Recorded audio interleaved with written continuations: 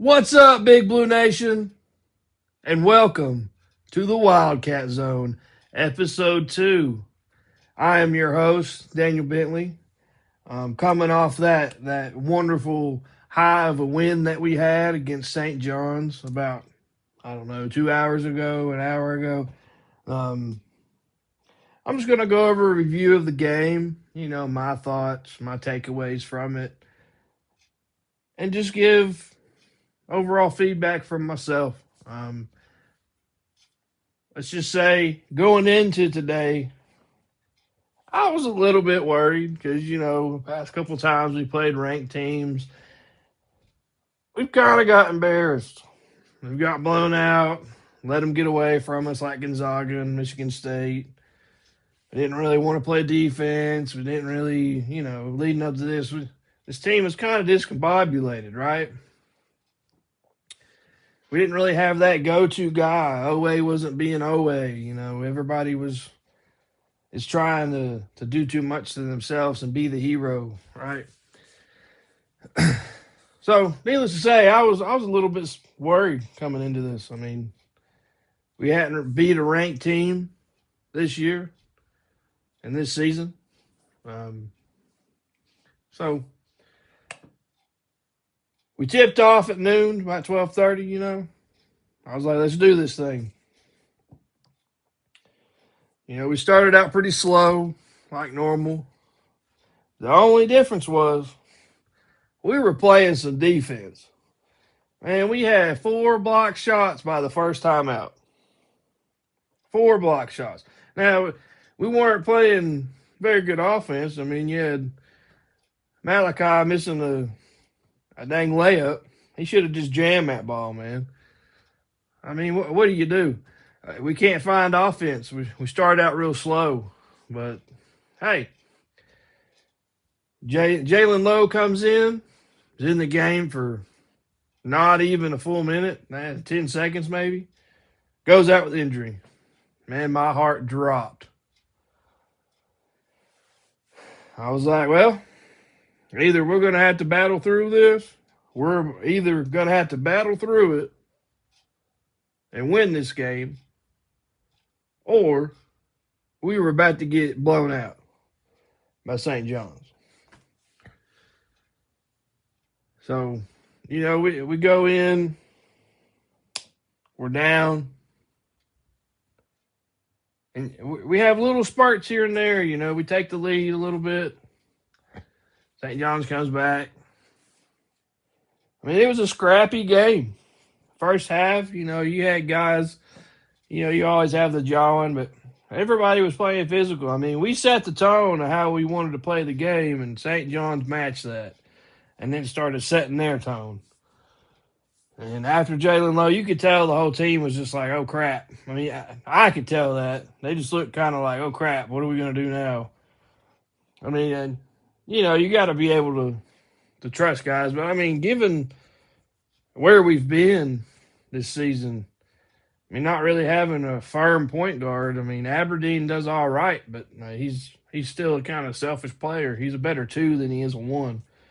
In my opinion, he's not a very good point guard, a very good shot maker.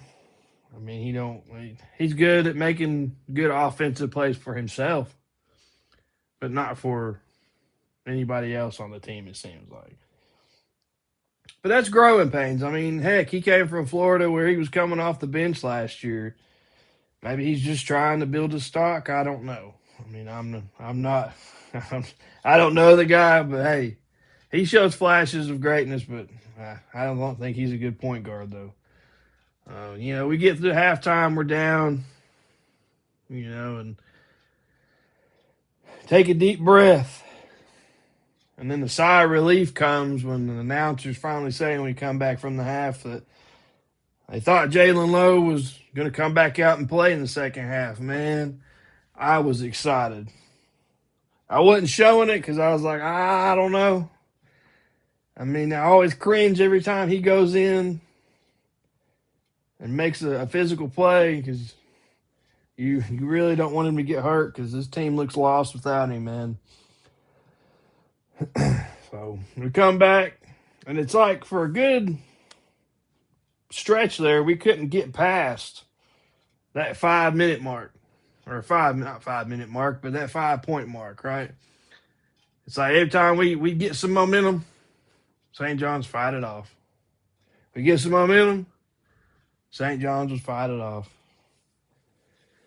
And it's just like we couldn't really get a good stop, right? I mean, the foul calls, it was kind of, I'm not one to blame the referees in the game, but man, the first 5 minutes, St. John's had shot 6 free throws, and we hadn't shot any. By I think it was a 10-minute mark, they had shot 11 free throws. We had only shot 2. So, not one to blame the refs, but it's a physical game. I think St. John's got a little bit of them calls.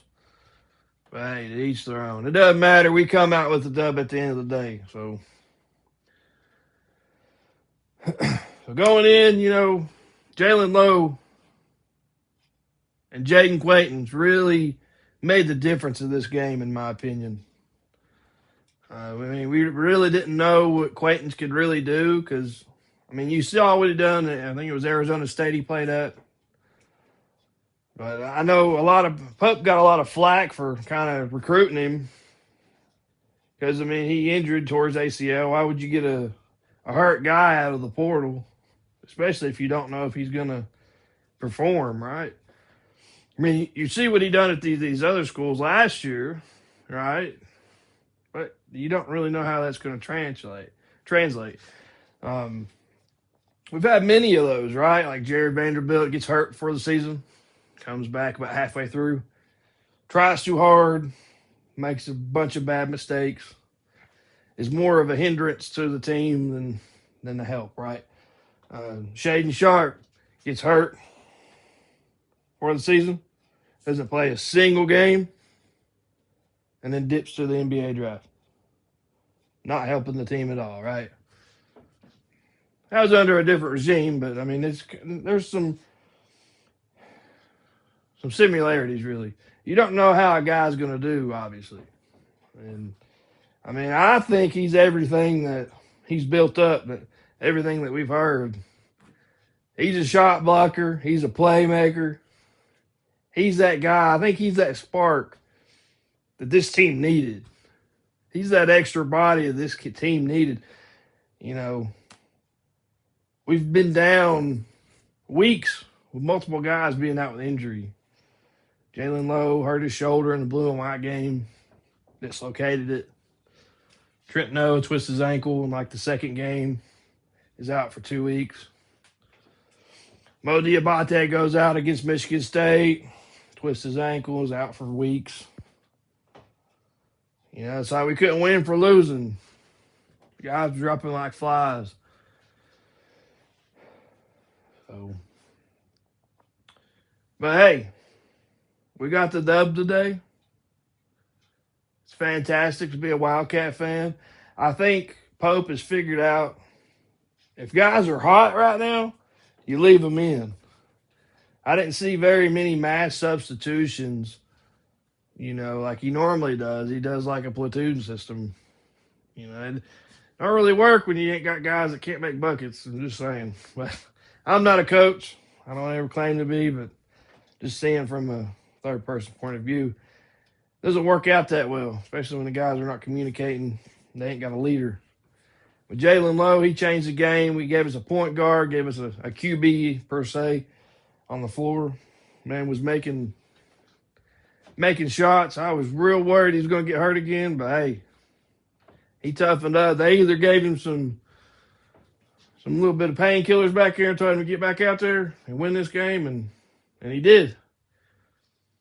Or that kid's just tough.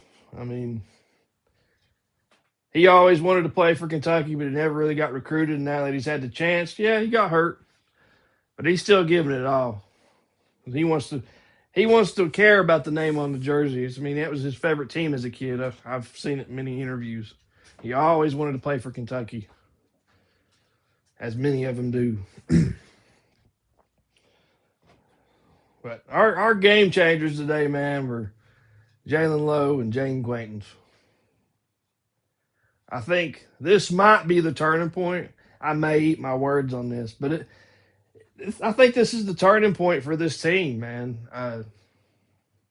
We put things together. People were making plays. We were blocking shots. Guys were communicating. Owe was able to be Owe, driving to the basket, catching bodies, and I think that's really what we need. As long as everybody stays healthy going forward, I think we'll be all right. And I really think this game showed that Kentucky, I mean, we're not fully back because we've still got guys kind of battling through injuries, but put the SEC on notice that we ain't going to be a pushover. I think teams, especially in our conference, our many rivals that we have, because, we're everybody's Super Bowl everywhere we go, whether that's Tennessee, Alabama, Florida, Mississippi State, Vanderbilt. We're always their Super Bowl. I think now we've put everybody on notice that we're here. And we're here to play. I think we're going to play how we want to play. We just can't let other teams set the tone. We have to set the tone or change the tone. And I think our tone is to play physical, play down, play ready to go, play tough, scrappy. Hardcore basketball. Man, it was like watching a football game out there. Them guys were banging bodies. The only thing is you worry about guys getting hurt doing that. But I think that's the type of style we need to play. Because we obviously can't hit shots. We can't get guys in a rhythm because we just can't make shots. We don't have a set point guard. But when he's in there, when Jalen Lowe is in there, we are a better team. And I think when everybody gets ready and healthy and conditioned up, I think we'll be a team to be reckoned with. I really do. So I look forward to this gauntlet. SEC is always tough. Like I said before, we're everybody's Super Bowl everywhere we go. Everywhere we go. It's always T-shirt night or towel night or hat night or whatever gimmicks they come up with. Everybody wants to beat us because they can't beat us. And that's just the bottom line. We are the best school in the SEC in basketball, and we have been for years. We haven't really shown it the past couple of years, but to me, we're always there. We're always in the conversation, right? We may not be good at football, but by God, we're pretty decent at basketball. So I'm ready for this.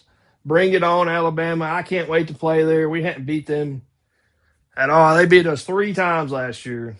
Now, we didn't really have a full roster, give or take, but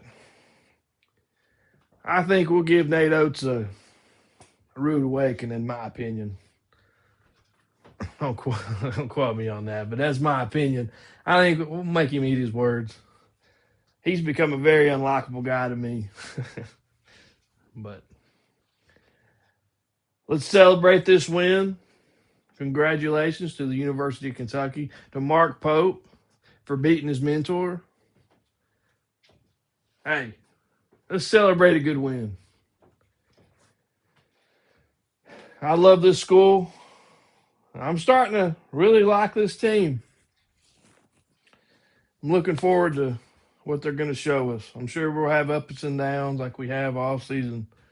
But, hey, I'm going to back the Cats as long as they play.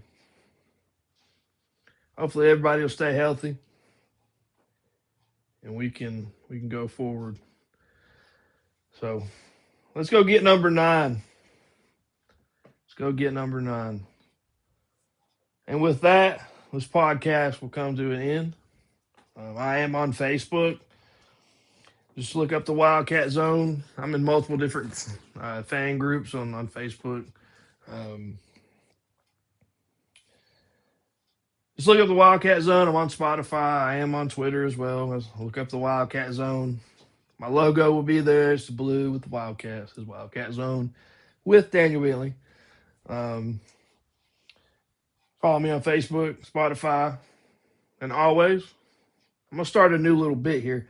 I'm going to crack open a good old cold L8 and Godspeed and go Cats.